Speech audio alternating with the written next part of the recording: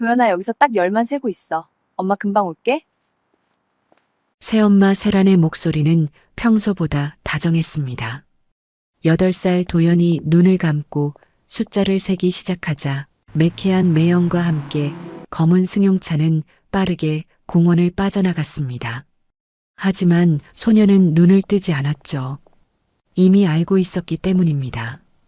백미러 속 새엄마의 서늘한 미소와 집을 나서기 전 자신의 가방을 모두 불태우던 그 행동의 의미를 말입니다. 날 여기에 두고 가면 후회할 텐데. 도연은 낡은 신발 밑창을 찢어냅니다. 그 안에서 나온 것은 의문의 인감 도장과 피로 얼룩진 메모지. 그 후로 20년 뒤 한 사람의 인생은 완전히 망가집니다. 과연 새 엄마와 천재 소년 도연, 두 사람 중 누구의 인생이 망가진 걸까요? 이 놀라운 반전의 전체 이야기가 궁금하시다면 잠시만 구독 버튼을 눌러주세요. 오늘도 여러분의 하루가 행복하시길 바라며 지금 시작하는 이야기, 우리 같이 들어요. 도연이 숫자를 10가지 다 세었을 때 공원 입구에는 지독한 매연 냄새만이 남아 있었습니다. 8살 아이가 감당하기엔 너무나 거대한 정적이었죠. 하지만 도연은 울며 매달리는 대신 자신의 발바닥 밑에 감춰진 서늘한 감촉에 집중했습니다. 조금 전 새엄마 세란이 억지로 신겨주었던 그 딱딱한 운동화. 그것은 축복이 아니라 거추장스러운 족쇄였습니다. 사람들은 벤치에 멍하니 앉아있는 도연을 보며 혀를 찼습니다. 아이고, 매정하다, 매정해. 세상 천지 무서운 줄 모르고. 행인들의 동정 어린 시선이 쏟아졌지만 도연의 머릿속은 온통 다른 생각으로 가득 차 있었습니다. 사실 오늘 아침 아버지가 갑작스러운 사고로 세상을 떠난 지 불과 사흘째 되는 날이었습니다. 장례식장의 향 냄새가 채 가시기도 전에 새엄마는 기다렸다는 듯 도연의 옷가지와 가방을 마당 한복판에서 불태웠습니다. 붉은 불길 속에서 타들어가던 자신의 일기장과 아빠와의 추억들. 세라는 그 불길을 보며 기괴할 정도로 밝게 웃고 있었습니다. 너도 저 쟤처럼 사라져줘야겠어.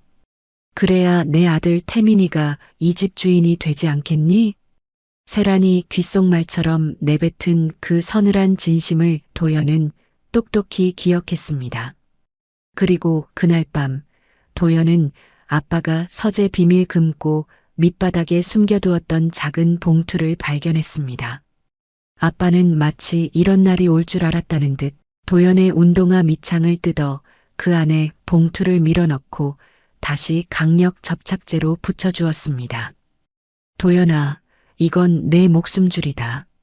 절대로 누구에게도 보여줘선 안 돼. 알겠지? 그것이 아빠가 남긴 마지막 유언이었습니다. 공원 벤치에 앉아 도연은 주머니에서 작은 커터칼을 꺼냈습니다. 길바닥에서 주운 녹슨 칼날이었지만 운동화 밑창을 가르기엔 충분했습니다. 지지직 소리를 내며 고무 밑창이 벌어지자 그 안에서 짙은 갈색 인감 도장과 숫자가 빽빽하게 적힌 메모지가 툭 떨어졌습니다. 도연은 그 숫자들을 훑어내렸습니다. 비자금 계좌번호, 그리고 새엄마가 아빠 몰래 빼돌린 회사 돈의 흐름이 고스란히 적혀 있었죠.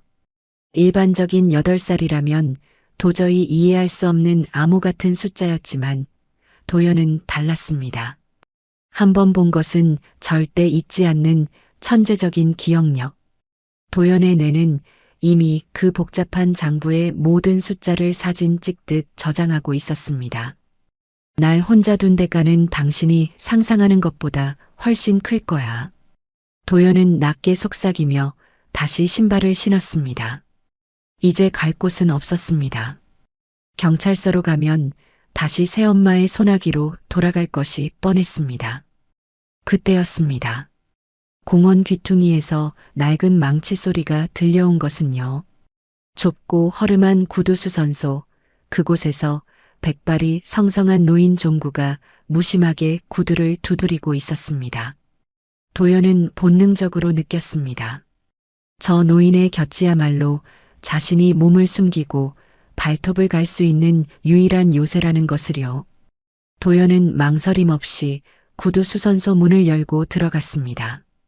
퀴퀴한 가죽 냄새와 구두향 냄새가 코를 찔렀지만 소녀는 눈 하나 깜빡이지 않았습니다. 여기서 일하게 해주세요. 밥만 먹여주시면 뭐든 하겠습니다. 8살 아이의 입에서 나올 법하지 않은 단호한 말투에 노인 종구는 망치질을 멈추고 안경 너머로 소년을 빤히 쳐다보았습니다. 아이의 눈은 복수심으로 이글거리고 있었고 그 손에는 방금 밑창을 뜯어낸 엉망진창인 운동화가 들려 있었습니다. 노인은 아무 말 없이 도연의 운동화를 건네받아 다시 튼튼하게 박음질해 주었습니다. 사람 인생은 발자국으로 남는 법이다. 내가 남길 발자국이 피칠갑이 될지 꽃길이 될지는 내 놈 손에 달렸겠지. 그날부터 도연은 이름도 지운 채 구두수선공의 제자가 되었습니다. 화려한 저택에서의 삶은 끝났지만 대신 어둠 속에서 거대한 복수의 그물을 짜기 시작한 것입니다. 새엄마 세란이 호화로운 거실에서 샴페인을 터뜨리며 승리를 자축하고 있을 때 공원 앞 작은 수선소의 천재 소녀는 머릿속에 저장된 횡령 장부의 숫자를 매일 밤 벽에 새기며 날을 세우고 있었습니다. 20년이라는 긴 시간 동안 벌어질 처절한 전쟁의 서막이 이제 막 오른 것입니다. 도연의 새로운 삶은 좁고 낡은 구두 수선소의 다락방에서 시작되었습니다. 가죽 냄새와 묵은 먼지가 가득한 그곳은 화려했던 예전 집의 화장실보다도 좁았지만 도연은 단 한 번도 불평하지 않았습니다. 오히려 그 작은 공간에서 매일 밤 아버지가 남긴 메모를 머릿속으로 수만 번씩 되새겼습니다. 종구 노인은 처음엔 이 조그만 아이가 얼마나 버티겠나 싶었지만 도연의 손놀림을 보고는 이내 생각을 바꿨습니다. 도연은 가르쳐주지 않아도 손님이 신고 온 구두의 상태만 보고 그 사람이 하루에 얼마나 걷는지 성격은 어떤지까지 정확히 맞춰냈습니다. 한 번 본 숫자는 절대로 잊지 않는 천재적인 기억력은 구두수선에서도 빛을 발했습니다. 수천 켤레나 되는 단골 손님들의 구두 모양과 특징을 전부 기억해내니 종구 노인은 어느새 도연을 단순한 조수가 아닌 든든한 동반자로 여기게 되었습니다. 그렇게 10년이라는 시간이 흐르는 동안 도연은 공원 앞에 유명한 청년 수선공으로 성장했습니다. 겉으로 보기에는 성실하고 평범한 청년이었지만 도연의 마음속에는 여전히 타오르는 불꽃이 있었습니다. 도연은 매일 아침 신문을 펼쳐 경제면을 꼼꼼히 살폈습니다. 거기에는 늘 새엄마 세란의 이름이 오르내리고 있었죠. 세란은 아버지가 남긴 회사를 발판 삼아 승승장구하며 성공한 여성 기업가로 칭송받고 있었습니다. 텔레비전에 나와 환하게 웃으며 기부활동을 펼치는 세란의 모습을 볼 때마다 도연은 주먹을 꽉 쥐었습니다. 저 웃음 뒤에 얼마나 많은 비리와 눈물이 숨겨져 있는지 도연은 누구보다 잘 알고 있었습니다. 특히 세란의 아들 태민은 아나무인 격인 재벌 2세로 자라나 온갖 사고를 치고 다녔지만 세란의 권력과 돈은 그 모든 허물을 덮어버렸습니다. 어느 날 도연은 우연히 수선소 앞을 지나가는 화려한 외제차 한 대를 발견했습니다. 차 문이 열리고 내린 사람은 다름 아닌 태민이었습니다. 명품으로 온몸을 치장한 태민은 낡은 수선소를 혐오스럽다는 듯 쳐다보며 길바닥에 침을 뱉었습니다. 이런 구석진 곳에 아직도 이런 쓰레기 같은 가게가 있네. 확 밀어버리고 주차장이나 만들지. 태민의 그 무신경한 말 한마디에 도연의 눈빛이 싸늘하게 식었습니다. 태민은 도연을 전혀 알아보지 못했습니다. 20년 전 자신이 길거리에 내쫓았던 그 아이가 바로 눈앞에서 자신을 지켜보고 있다는 사실을 꿈에도 모른 채 말이죠. 도연은 태민이 차에 두고 내린 가방 속의 서류 뭉치를 슬쩍 훔쳐보았습니다. 찰나의 순간이었지만 도연의 눈은 서류에 적힌 복잡한 숫자들을 모두 기록했습니다. 그것은 세란의 회사가 추진 중인 새로운 사업의 핵심 자금 흐름도였습니다. 그날 밤 도연은 다락방 벽면에 가득 적어두었던 숫자들을 하나씩 연결해 나갔습니다. 아버지가 남긴 비밀 장부의 마지막 조각이 비로소 맞춰지는 순간이었습니다. 세란은 겉으로는 건실한 기업을 운영하는 척했지만 뒤로는 유령 회사를 세워 막대한 자금을 빼돌리고 있었습니다. 그 액수는 일반인은 상상도 할 수 없는 수천억 원대에 달했습니다. 도연은 소름 끼치는 전율을 느꼈습니다.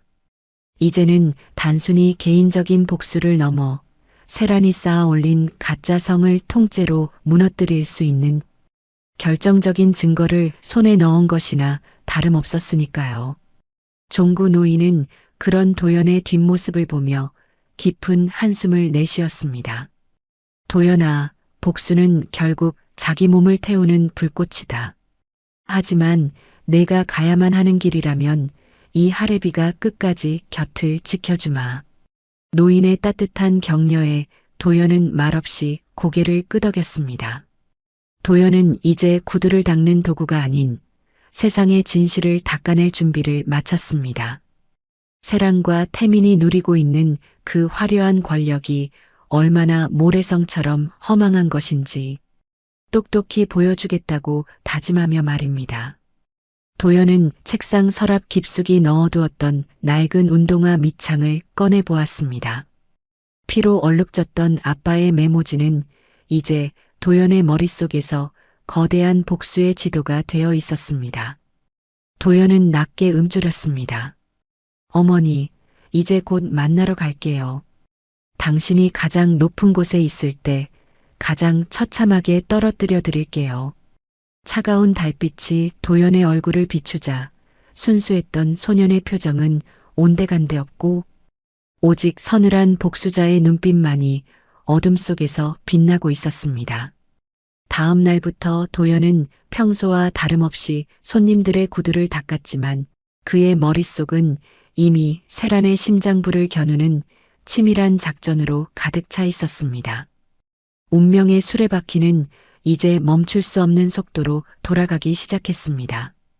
탈옥한 천재라는 별명답게 도연의 계획은 치밀했습니다. 도연은 낮에는 여전히 구두를 닦았지만 밤에는 전혀 다른 사람으로 변했습니다. 종구 노인이 잠든 깊은 밤, 도연은 낡은 컴퓨터 앞에 앉아 세란의 회사 내부망으로 침투하기 시작했습니다. 도연의 무기는 아버지가 남겨준 메모에 적힌 비밀 접속 코드와 한 번 본 숫자를 절대 잊지 않는 천재적인 두뇌였습니다. 도연은 세란의 회사가 겉으로는 멀쩡해 보여도 속으로는 골마 터지기 일보 직전이라는 사실을 발견했습니다. 세란은 아들 태민의 낭비벽을 채워주기 위해 회사 공금을 마치 개인 지갑처럼 쓰고 있었고 이를 감추기 위해 장부를 교묘하게 조작하고 있었던 겁니다. 도연은 세란이 가장 아끼는 핵심 사업의 입찰 정보를 가로챘습니다. 세란이 수천억 원의 이익을 기대하며 공을 들이던 신도시 개발 프로젝트였습니다. 도연은 세란이 제출하려는 입찰 가격보다 단일원 차이로 앞서는 정교한 수치를 계산해냈습니다. 단순히 돈을 뺏는 것이 아니라 세란이 평생 쌓아온 공든 탑을 무너뜨리기 위한 첫 번째 벽돌을 빼내는 작업이었습니다. 도연은 익명의 제보자라는 이름으로 세란의 경쟁 업체에 정보를 흘렸습니다. 하지만 그것은 믿기에 불과했습니다. 도연의 진짜 목적은 세란이 당황해서 비정상적인 자금을 움직이게 만드는 것이었습니다. 사람이 궁지에 몰리면 평소에는 하지 않을 실수를 하기 마련이니까요. 예상대로 세란은 입찰에서 탈락하자 불같이 화를 내며 범인 찾기에 혈안이 되었습니다. 누구야? 우리 내부 정보를 빼돌린 쥐새끼가 누구냐고. 세란의 고함이 비서실을 가득 채웠지만 정작 정보를 빼돌린 사람은 바로 옆 건물에서 구두를 닦고 있는 청년이라는 사실은 꿈에도 몰랐습니다. 세란은 손실을 메우기 위해 무리하게 사채 시장에 돈을 끌어다 쓰기 시작했습니다. 이것이 바로 도연이 파놓은 함정이었습니다. 도연은 사채 시장의 큰손들에게 접근해 세란의 회사 주식이 곧 폭락할 것이라는 정보를 은밀히 퍼뜨렸습니다. 욕심에 눈이 먼 세란은 결국 도연이 쳐놓은 거미줄 속으로 스스로 걸어 들어오고 있었습니다. 태민의 오만함도 도연에게는 좋은 재료가 되었습니다. 도연은 일부러 태민이 자주 드나드는 고급 클럽 주변에서 수선소를 홍보하며 그와 마주칠 기회를 만들었습니다. 태민은 여전히 도연을 알아보지 못한 채 자신의 구두에 흙이 묻었다며 도연에게 욕설을 내뱉었습니다. 야, 이 거지 같은 놈아. 구두 똑바로 안 닦아? 이게 얼마짜린 줄 알아? 태민이 발길질하듯 내민 구두를 닦으며 도연은 속으로 비웃었습니다. 태민이 자랑하는 그 비싼 구두 아래에는 사실 도연이 미리 설치해둔 위치, 추적기와 도청 장치가 숨겨져 있었습니다. 태민이 술에 취해 내뱉는 모든 은밀한 대화와 세란과의 통화 내용은 실시간으로 도연의 귀에 들어왔습니다. 어느 날 밤 도연은 태민의 도청 기록에서 충격적인 사실을 듣게 됩니다. 세란이 과거 도연의 아버지를 죽음으로 몰고 간 사고에 직접 개입했다는 정황이 포착된 것입니다. 단순한 사고인 줄 알았던 아버지의 죽음 뒤에 세란의 지시가 있었다는 사실을 알게 된 도연의 눈에선 핏발이 섰습니다. 손에 든 구두칼이 부들부들 떨릴 정도로 분노가 치밀어 올랐지만 도연은 이를 악물고 참아냈습니다. 지금 당장 달려가 복수하는 것보다 세란이 가진 모든 것을 뺏고 세상에서 가장 비참한 곳으로 떨어뜨리는 것이 진정한 복수임을 잘 알고 있었기 때문입니다. 도연은 이제 최후의 일격을 준비했습니다. 세란의 회사 주주총회가 열리기 일주일 전 도연은 세란에게 익명의 편지 한 통을 보냈습니다.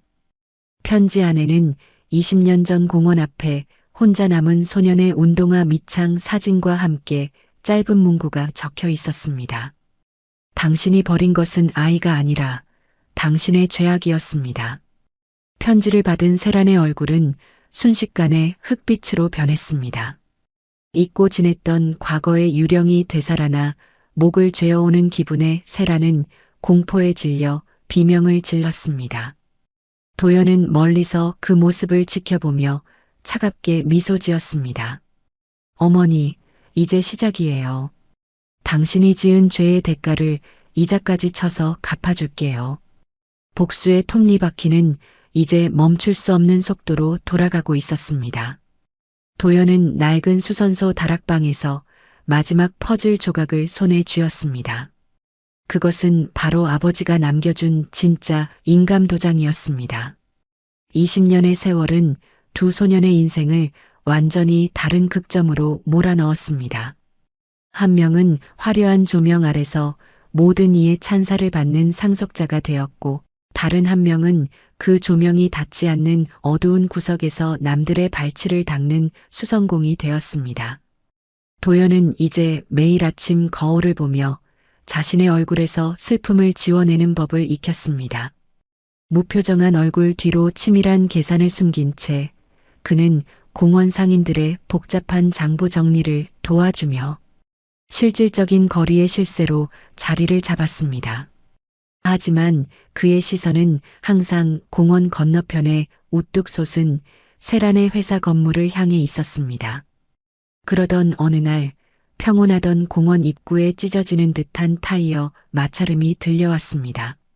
수억 원을 호가하는 최신형 외제차 한 대가 거만하게 공원 입구를 가로막으며 멈춰 섰습니다. 차 문이 열리고 내린 남자는 태민이었습니다. 그는 명품 선글라스를 고쳤으며 주변의 낡은 상점들을 혐오스럽다는 듯 훑어보았습니다. 태민의 곁에는 세란이 서 있었습니다. 20년 전보다 훨씬 고혹적이고 우아해진 모습이었지만 도연의 눈에는 그 뒤에 감춰진 추악한 욕망이 고스란히 보였습니다.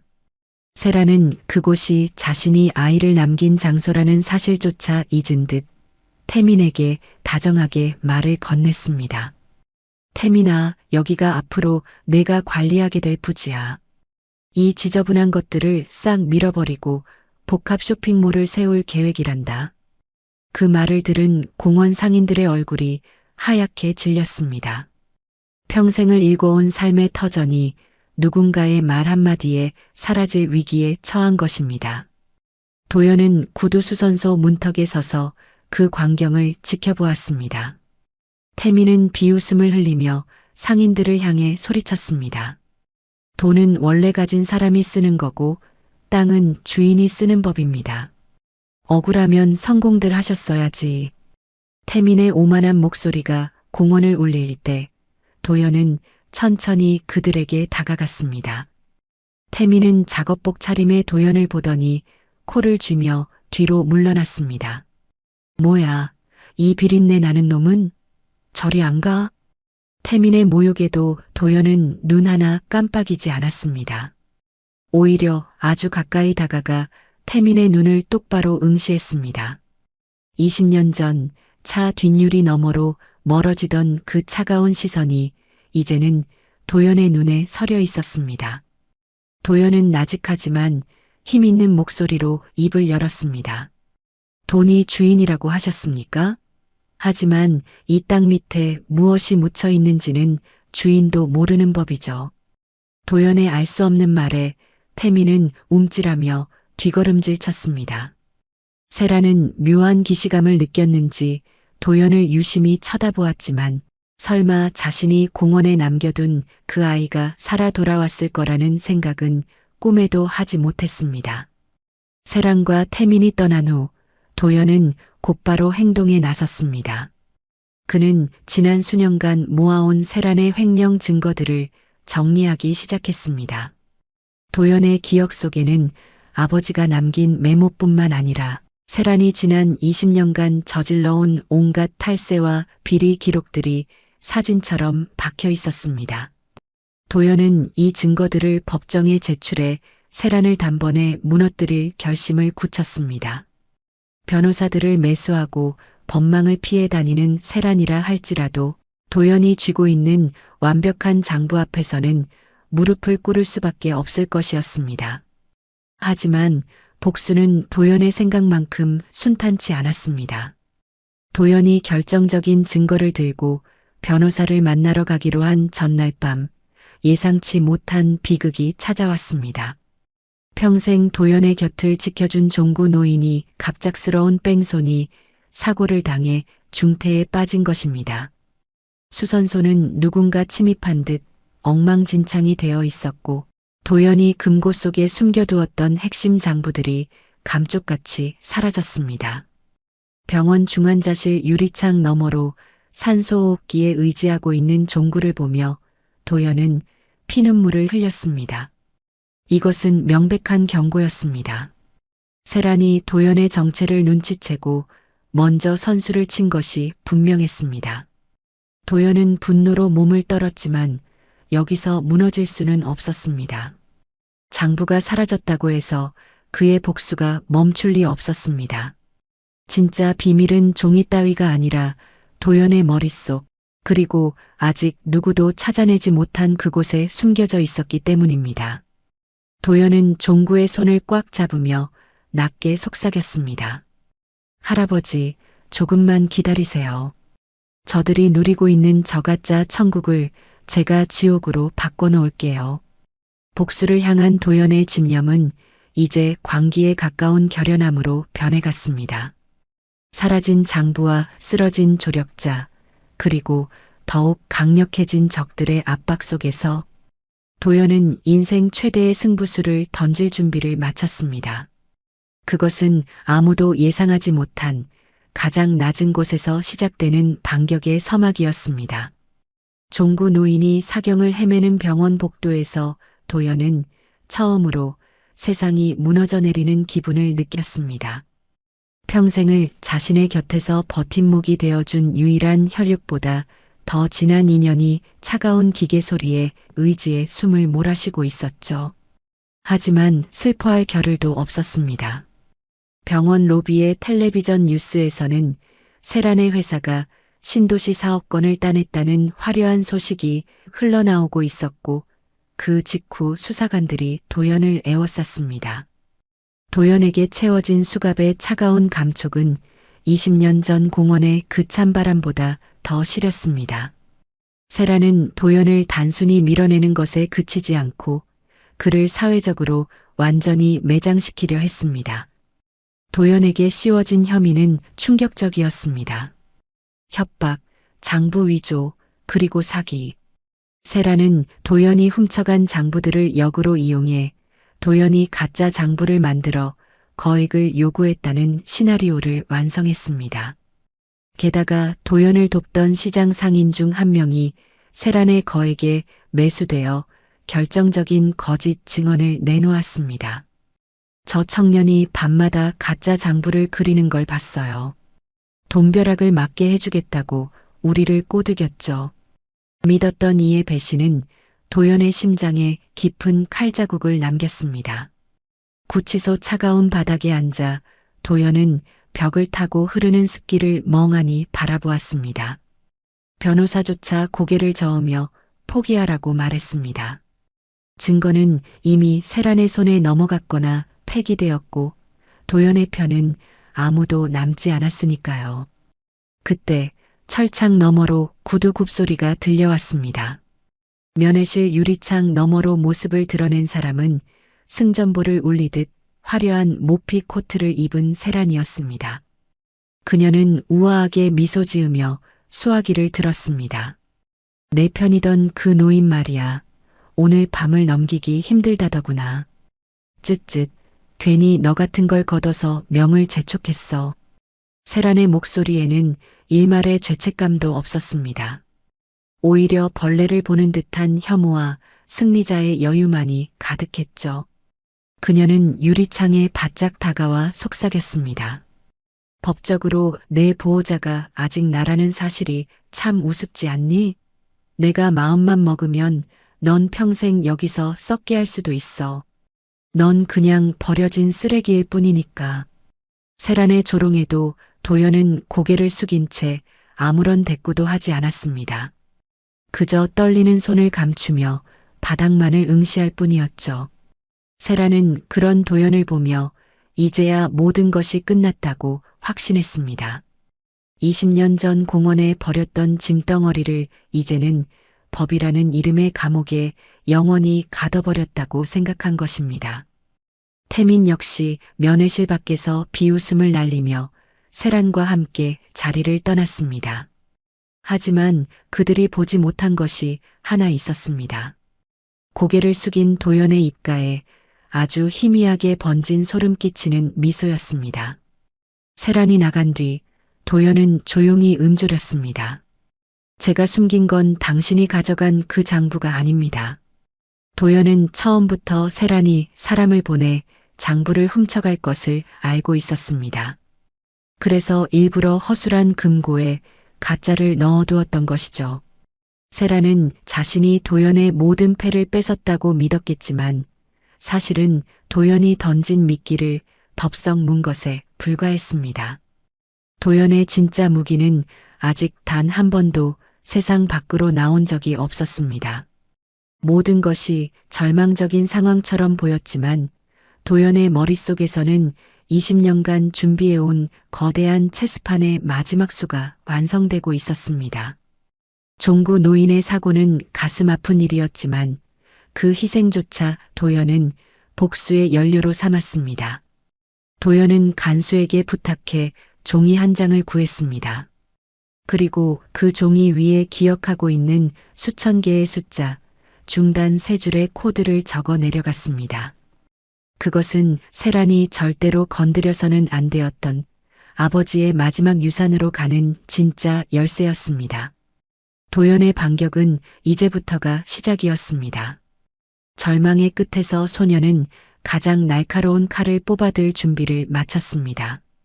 구치소의 차가운 벽면은 마치 도연의 인생을 비웃는 듯 했습니다.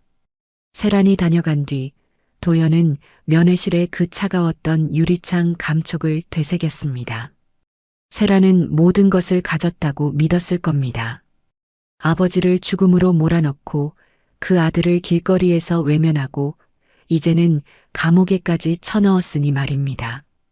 하지만 그녀가 간과한 것이 있었습니다. 도연은 버려진 그날부터 단 한순간도 평범한 인간으로 산 적이 없다는 사실입니다. 도연의 머릿속에는 20년간 축적된 방대한 숫자의 데이터가 살아 움직이고 있었습니다. 세라는 도연의 수선소에서 훔쳐간 가짜 장부들을 불태우며 태민과 함께 승리의 샴페인을 터뜨렸습니다. 엄마, 이제 그 거지 같은 놈 다시는 세상 빛 못 보겠죠? 태민의 물음에 세라는 우아하게 잔을 기울였습니다. 법은 언제나 가진 자의 편이란다.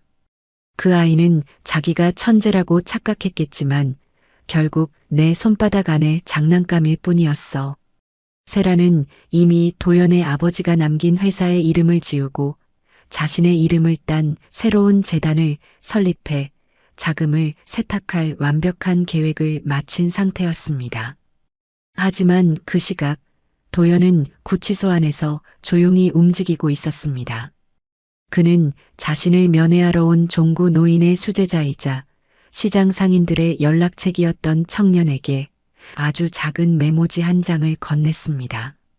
거기에는 아무런 의미도 없어 보이는 암호 같은 숫자들과 신발이라는 단어 하나가 적혀 있었습니다. 세란이 매수한 상인들의 배신 속에서도 끝까지 도연을 믿고 기다려준 진정한 동료들이 움직이기 시작한 것입니다. 세란은 주주총회를 앞두고 승승장구했습니다. 그녀는 도연이 가지고 있던 모든 증거가 인멸되었다고 확신했기에 오히려 도연의 유죄를 확정짓기 위한 마지막 재판에 직접 출석하기로 했습니다. 대중들 앞에서 자신은 피해자이며 도연은 파렴치한 사기꾼이라는 사실을 공고히 하려는 계산이었죠. 재판 당일 세라는 가장 화려한 옷을 입고 법정에 나타났습니다. 피고인석에 앉은 도연은 초췌한 모습이었지만 눈빛만은 이상하리만치 차분했습니다. 검사가 도연의 혐의를 조목조목 읊을 때마다 세라는 가식적인 눈물을 훔치며 피해자 연기를 했습니다. 저 아이를 거두어 주려 했던 제 진심이 이렇게 짓밟히다니 가슴이 아픕니다. 세란의 연기에 방청석에서는 도연을 비난하는 목소리가 터져나왔습니다. 하지만 판사가 마지막 진술 기회를 주었을 때 도연은 천천히 고개를 들었습니다. 그리고 세란을 똑바로 바라보며 말했습니다. 어머니, 당신은 내가 혼자 남겨진 그날 신발을 왜 벗었는지 물어본 적이 없더군요. 그 순간 법정의 분위기가 묘하게 바뀌었습니다. 세라는 갑작스러운 불안감에 손을 떨었습니다. 도연은 이어서 말했습니다. 당신이 불태운 장부들은 내가 당신에게 준 선물이었고 진짜는 단 한 번도 내 손을 떠난 적이 없습니다. 도연의 목소리가 법정에 울려 퍼질 때 법정 문이 열리며 휠체어를 탄 종구 노인이 나타났습니다. 중태라던 노인의 등장은 세란에게 날벼락과도 같았습니다. 종구의 손에는 낡은 운동화 한 켤레가 들려 있었습니다. 세란은 비명을 지르듯 소리쳤습니다. 저건 그냥 쓰레기야. 저 노인이 노망이 났나? 하지만 판사는 종구가 제출한 물건을 증거로 채택했습니다. 20년 전 도연이 공원에 남겨졌을 때 신었던 그 낡은 운동화. 도연은 그 운동화 밑창 속에 인감 도장만 숨긴 것이 아니었습니다. 그 안에는 아버지가 세란의 모든 악행을 기록해둔 마이크로 필름과 세란이 아버지를 사고로 위장해 살해하라고 지시했던 음성이 담긴 작은 녹음기가 숨겨져 있었습니다. 도연은 이 모든 순간을 위해 20년을 기다려온 것입니다. 세란이 가장 높은 곳에서 모든 사람의 주목을 받으며 스스로 무덤을 파게 만들기 위해서 말입니다. 법정 안의 대형 화면에 세란의 적나라한 음성이 흘러나오자 방청석은 순식간에 아수라장이 되었습니다. 세란의 얼굴은 핏기 하나 없이 하얗게 질렸고 태미는 겁에 질려 도망치려다 법정 경위들에게 붙잡혔습니다. 전세는 단 한순간에 뒤집혔습니다. 벼랑 끝에 서 있던 것은 도연이 아니라 바로 세란이었습니다. 법정 내 대형 화면에서 흘러나오는 세란의 목소리는 비수처럼 날카롭게 법정 안을 갈랐습니다. 아이만 없으면 재산은 전부 내 거야. 사고로 위장하는 건 일도 아니지. 20년 전 남편을 죽음으로 몰아넣고 그 아들까지 버렸던 여자의 민낯이 온 천하에 드러나는 순간이었습니다. 세란은 비명을 지르며 화면을 가리려 했지만 이미 늦었습니다. 방청석에서는 야유와 욕설이 터져나왔고 기자들의 카메라 셔터 소리가 폭풍처럼 몰아쳤습니다. 도연은 그 아수라장 한복판에서 차갑게 가라앉은 눈으로 세란을 내려다보았습니다. 세란은 최후의 수단으로 발악하기 시작했습니다. 저건 조작이야. 저 노인네랑 저 사기꾼 놈이 짜고 만든 가짜라고. 그녀의 손가락은 떨리고 있었고 우아하던 머리칼은 헝클어져 괴기스러운 모습이었습니다. 하지만 도연은 흔들리지 않았습니다. 그는 종구 노인이 가져온 낡은 운동화의 밑창을 직접 뜯어냈습니다. 겉보기엔 그저 낡은 고무더미 같았지만 그 안에는 이중으로 덧대어진 비밀 공간이 있었습니다. 도연은 그곳에서 황금빛으로 빛나는 진짜 인감도장과 함께 아버지가 세상을 떠나기 직전 남긴 친필 유언장을 꺼냈습니다. 이게 바로 당신이 그토록 찾아 헤매던 진짜입니다. 당신이 불태운 건 내가 일부러 보여준 가짜에 불과했죠. 도연의 목소리는 낮았지만 법정 구석구석까지 명확하게 전달되었습니다. 유언장에는 모든 재산을 아들 도연에게 상속한다는 내용과 함께 아내 세란이 회사 돈을 횡령해온 구체적인 계좌번호들이 빼곡히 적혀 있었습니다.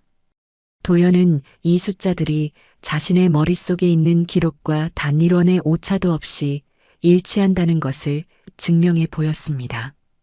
판사는 증거물의 진위를 확인한 뒤 세란의 주장을 모두 기각했습니다. 세란의 아들 태미는 상황이 불리해지자 제 엄마를 버려두고 도망치려다 법정 출입구에서 경위들에게 제압당했습니다. 이거 난 아무것도 몰라. 다 우리 엄마가 시킨 일이라고. 태민의 비겁한 외침에 세란은 배신감 섞인 눈으로 아들을 바라보았습니다. 자신이 그토록 지키려 했던 아들이 자신을 가장 먼저 부정하는 모습은 세란에게 그 어떤 형벌보다 잔인한 고통으로 다가왔습니다. 도연은 그 광경을 보며 20년 전 공원에 홀로 남겨졌던 자신의 모습을 떠올렸습니다. 그때의 외로움이 이제는 세란과 태민의 몫이 된 것이었습니다. 도연은 피고인석에서 내려와 자유의 몸이 되었습니다. 검찰은 즉석에서 세란을 아동유기 및 살인 교사 그리고 업무상 횡령 혐의로 긴급 체포했습니다. 수갑이 채워지는 세란의 손목을 보며 도연은 나직하게 말했습니다. 사람 인생은 발자국이라고 할아버지가 말씀하셨죠. 당신이 남긴 발자국은 결국 당신을 낭떠러지로 인도했네요. 세란은 대답 대신 실성한 듯 웃음을 터뜨렸습니다. 욕망에 눈이 멀어 소중한 모든 것을 파괴했던 여자의 끝은 그렇게 비참했습니다. 법정을 나서는 도연의 뒤로 수많은 취재진이 몰려들었지만 도연은 그 어떤 인터뷰도 응하지 않았습니다. 그의 시선은 오직 휠체어에 앉아 자신을 대견하게 바라보는 종구 노인에게 향해 있었습니다. 20년 전 아무도 거들떠보지 않던 아이의 손을 잡아준 유일한 어른. 도연은 노인의 앞에 무릎을 꿇고 그 거칠고 투박한 손을 꽉 잡았습니다. 할아버지, 이제 집에 가요. 우리들의 수선소로요.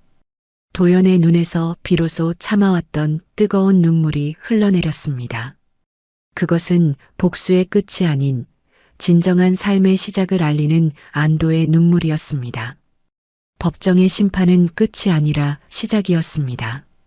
세란과 태민이 구속 기소된 후 도연은 곧바로 아버지의 회사였던 태성그룹의 임시 주주총회장으로 향했습니다. 세란이 구속되었음에도 불구하고 그녀의 수하에 있던 이사진들은 여전히 경영권을 방어하며 회사를 공중분해시키려 모의하고 있었기 때문입니다. 주주총회장은 욕망과 탐욕이 뒤엉킨 아수라장이었습니다.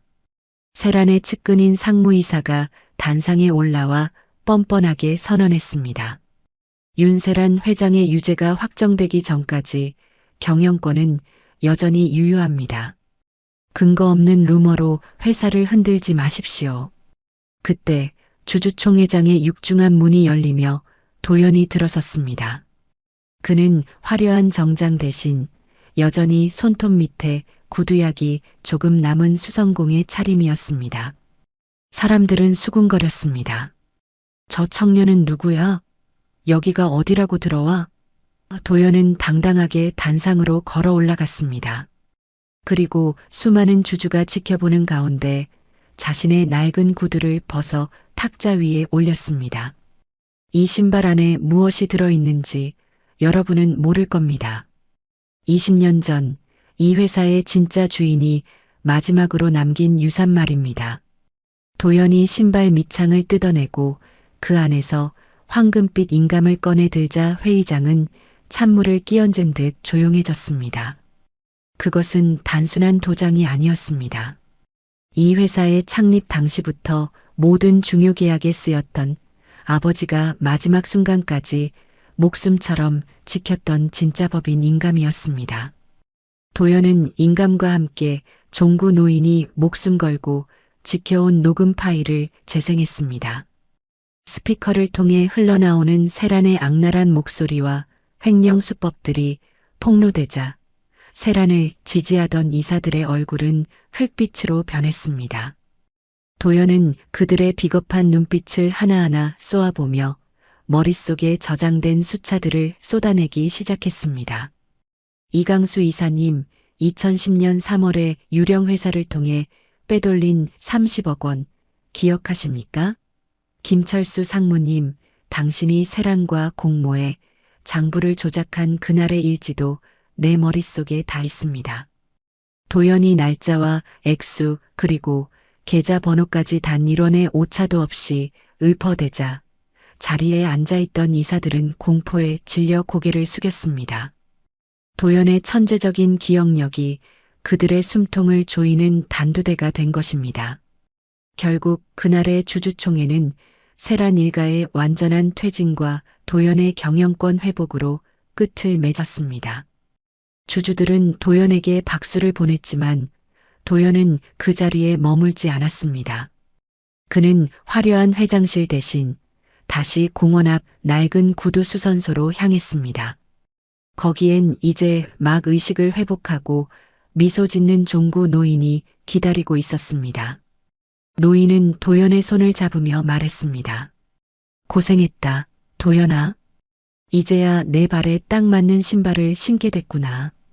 도연은 노인의 무릎에 얼굴을 묻고 아이처럼 울음을 터뜨렸습니다.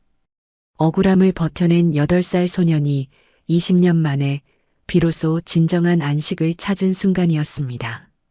세란의 욕망이 무너진 자리에는 평온한 일상이 찾아왔습니다. 도연은 아버지의 회사를 되찾았지만 회장님이라는 화려한 직함보다는 여전히 구두약 냄새가 밴 앞치마가 더 편했습니다. 그는 가장 먼저 아버지의 이름으로 푸른 발자국 재단을 설립했습니다. 20년 전 자신처럼 아무런 이유 없이 길거리에 남겨진 아이들이 제 발로 일어설 수 있도록 돕는 보호 기금이었습니다.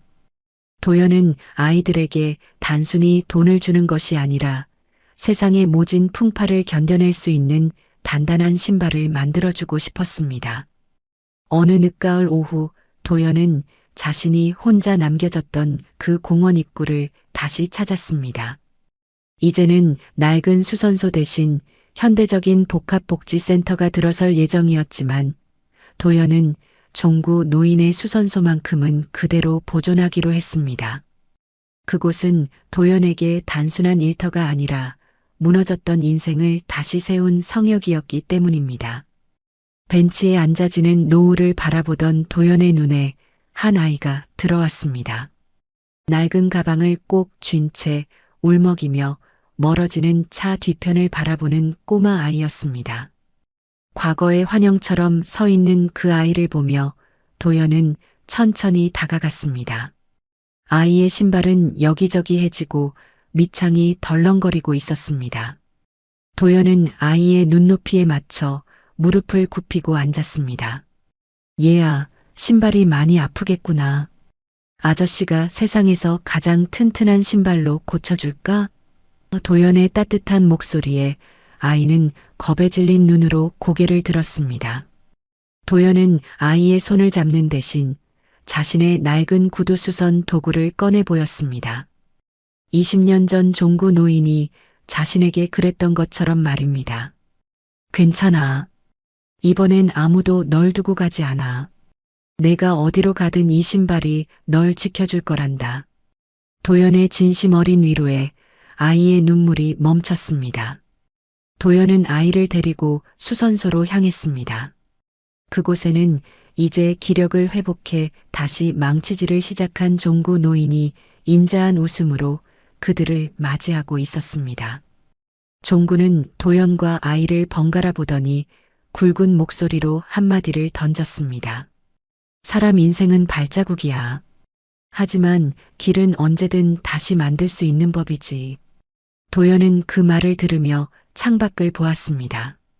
한때는 증오와 복수만이 인생의 전부라고 믿었습니다. 하지만 이제 도연은 알고 있었습니다. 진정한 복수는 가해자를 파멸시키는 것에서 끝나는 것이 아니라 자신이 더 행복하고 가치 있는 사람이 되어 누군가의 앞길을 밝혀주는 것이라는 사실을요. 도연은 이제 더 이상 공원 앞에 혼자 서 있던 소년이 아니었습니다. 그는 절망의 끝에서 희망을 길어 올려 길 잃은 아이들의 든든한 길잡이가 되어주는 사람이 되어 있었습니다. 공원 위로 쏟아지는 노을은 20년 전보다 훨씬 따뜻하고 눈부셨습니다. 도연은 아이의 낡은 신발을 정성껏 닦으며 새로 써내려갈 인생의 장부를 머릿속에 그렸습니다. 거기에는 이제 차가운 숫자나 비리가 아닌 아이들의 웃음소리와 행복한 발자국 소리만이 가득 채워질 것이었습니다. 자, 이제 새 신발을 신고 다시 걸어보렴. 도연의 손에서 새롭게 태어난 신발을 신은 아이가 공원을 향해 힘차게 뛰어갔습니다. 그 뒷모습을 보며 도연과 종구 노인은 오래도록 미소 지었습니다. 긴 이야기 카네이션 라디오와 함께 해주셔서 감사합니다. 이야기가 좋으셨다면 구독, 좋아요 버튼 눌러주세요. 여러분 오늘도 행복하세요.